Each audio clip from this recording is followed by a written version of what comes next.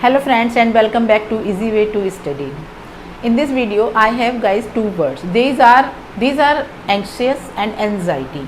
So where to use anxious and where we have to use anxiety we will see in this video. Anxious, जहाँ तक anxious की बात है तो anxious का मीनिंग होता है uneasy, restless and worried. जब हम बहुत ज़्यादा परेशान होते हैं तब हम होते हैं anxious.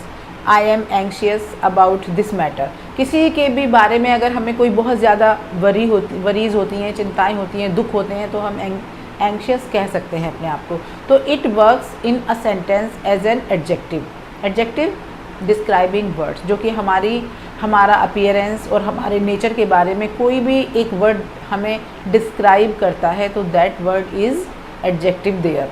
ठीक है, तो क्योंकि ये भी एक एडजेक्टिव है एंक्शियस, तो ये भी हमारे बारे में कुछ तो डिस्क्राइब करेगा. तो ये डिस्क्राइब करता है नर्वस, वरीड, मतलब I am nervous, I am worried, you are worried, you are uneasy, you are restless. इसके लिए हमें किसी वर्ब की ज़रूरत नहीं पड़ेगी सिवाय हेल्पिंग वर्ब जो होता है आर, इज़. इसके साथ हम इसको डायरेक्टली भी लगा सकते हैं. He is restless, I am disturbed. तो इस तरह के जो words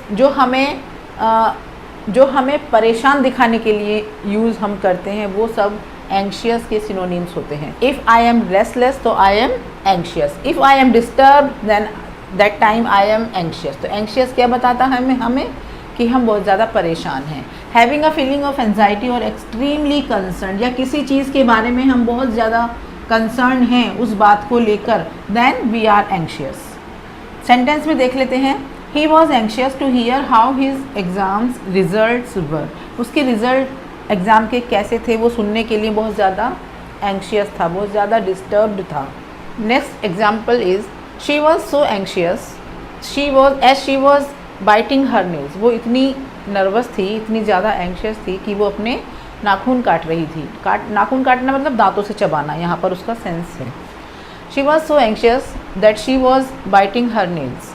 all the voters were anxious. सभी वोटर्स जिन्होंने वोटिंग की थी बहुत ज़्यादा एंक्शियस थे. To know the election result, अपने इलेक्शन के रिजल्ट को जानने के लिए दे वर सो एंक्शियस. तो it was the use of anxious. Now we will see the use of anxiety in a sentence. Right, let's know something about anxiety.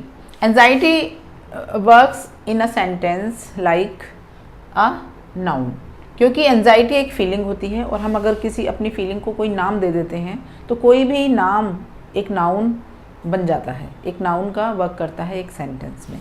तो क्योंकि हमने इसको नाम दे दिया है एंजाइटी का, मतलब चिंता, दुख, परेशानी एक नाम हो गया है, तो इसलिए ये नाउन है. अनईजीनेस एक तरह की बेचैनी, रेस्टलेस, डिस्ट्रेस, नर्वसनेस, ये सभी एंजाइटी के सिनोनिम्स हैं. N unpleasant state of mental, हमारी जो दिमाग की हमारी कुछ ऐसी कभी कभी हो जाती है, एक स्टेट ऐसी बन जाती है जिस टाइम हम बहुत ज़्यादा परेशान होते हैं और कुछ कई बार हमारी पल्स बहुत जल्दी चलने लगती है या कई बार हमें एकदम से पसीने आ जाते हैं. तो this is the state of anxiety. ये हमारी मेंटल स्टेट होती है जिसे हम कह सकते हैं कि हमें एंजाइटी हो रही है या हम एंजाइटी फील कर रहे हैं. तो एक सेंटेंस के थ्रू देख लेते हैं. Her voice was full of anxiety, मतलब वो बोल तो रही थी लेकिन उसकी जो वॉइस थी उसमें एंजाइटी महसूस हो रही थी. तो her voice was full of anxiety. She is suffering from chronic anxiety, उसे बहुत ज़्यादा एंजाइटी हो रही है. She is suffering from.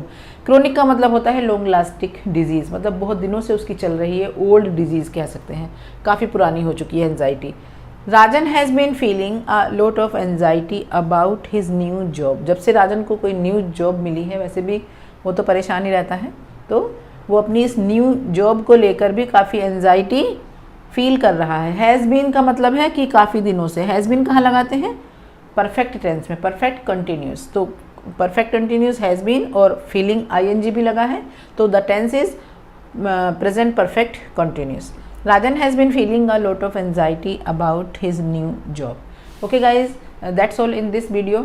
And please, if you are new to my channel, please like and subscribe the channel, and I will be back soon. Till then, keep learning, keep shining, and keep watching my videos. Bye.